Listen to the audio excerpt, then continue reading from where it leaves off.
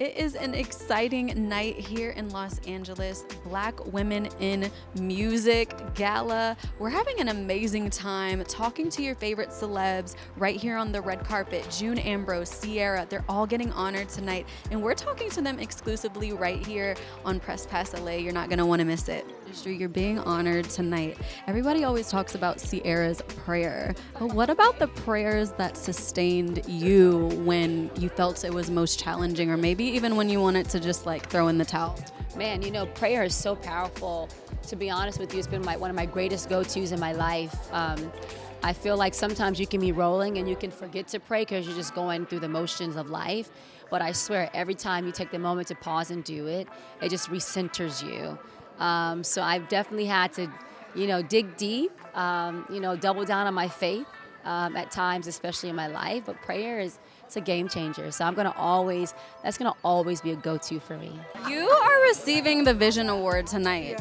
Can you tell me a little bit about something you had vision for when you first got started and you didn't think it would happen, but now it happened, or throughout your career you saw little sprinkles of it happening? Can you tell me a little bit about what that would be for you?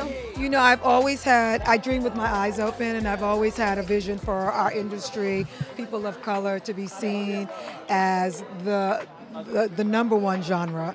And when I started 30 years ago, hip-hop music was somewhat alternative, and to see it being the number one genre in the world and see how it's impacted so many genres of music, and to see that the collaborations between fashion and music has culminated into a place of, there's a normalcy in it, there's a premier, the way it's being presented.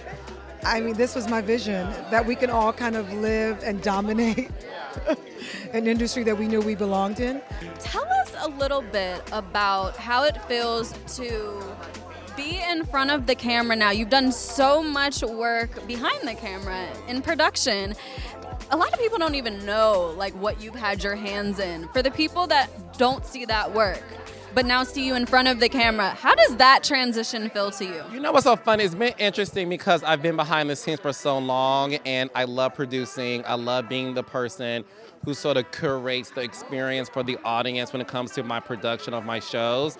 And now that my career has transitioned into the forefront, still producing obviously, but like you said, trending on TikTok with my exclusive interviews for the podcast Reality with the King, it's been really satisfying because I think for our community and our culture, it's nice to know you have a black man behind the scenes who was really crafting and creating these stories, but also is now showing everybody the sort of relationships that I have with people in the industry and giving people a safe space to tell their stories in the podcast. So it's been fun.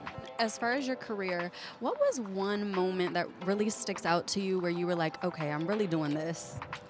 Gosh, when I was really doing this. I think there's so many moments where you're like, wow. But I think it's when you see legacy artists say thank you, right? I mentioned Stevie Wonder in my speech, but Stevie Wonder calling me on the phone and saying, I need you to do something for me. Prince saying, I need you to do something for me. That means they know that you're going to take care of them. And that's what it's about. It's about artists knowing that they can rely on you. And they can trust you. Because really all this is about trust. So those are the moments where I'm like, I made it. I have so many moments of what did I do? Whether it's ushering different careers, but it's when these artists can take out the work and just call you on the phone as a friend. And you can be there for them in that capacity. That's when you really know that you're making a difference. Can you talk to us about how you curate something like this? Because I'm sure there's an immense amount of pressure to get it right.